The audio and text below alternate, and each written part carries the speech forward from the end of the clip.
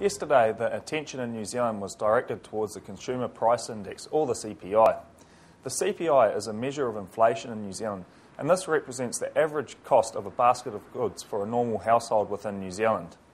The main surprise from yesterday that the CPI came out much weaker than expected at only 0.8%. Market expectations was for a 1% increase in inflation over the same period, and this was the first quarter of 2011. For us, we saw that tradable inflation, and that is the exported and imported goods into New Zealand, was much weaker than expected. If we take out the effects of very high oil prices recently, tradable inflation actually fell quite substantially. On the other side, food price inflation, as we all know, was quite hefty in the first quarter of 2011, and this recorded a 1.2% jump over this quarter.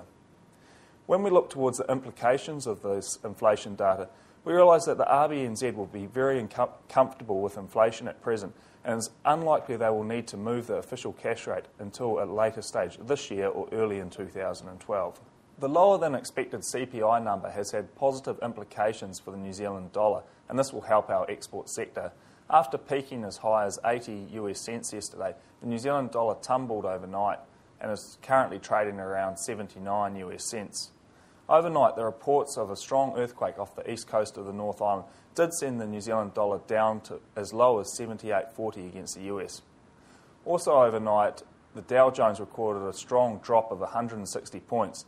The reason for this drop is investors flooded out of the market with reports that Standard & Poor's downgraded the US sovereign debt, or was likely to downgrade them by putting them on negative watch.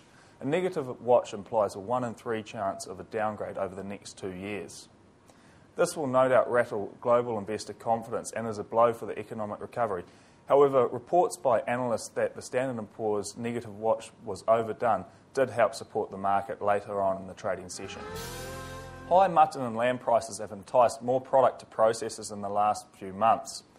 Over the month of March, 34% more mutton was exported overseas than there was in March 2010. The reason for this is that high international prices had coincided at a time when mutton supply from Australia has been very restricted. It is likely that lamb and mutton prices will stay very high for a longer period of time.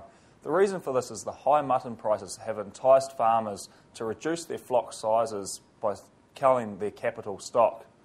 This is interesting due to the fact that farmer confidence is at quite high levels at present. However, no doubt next year there will be positive implications for this sector.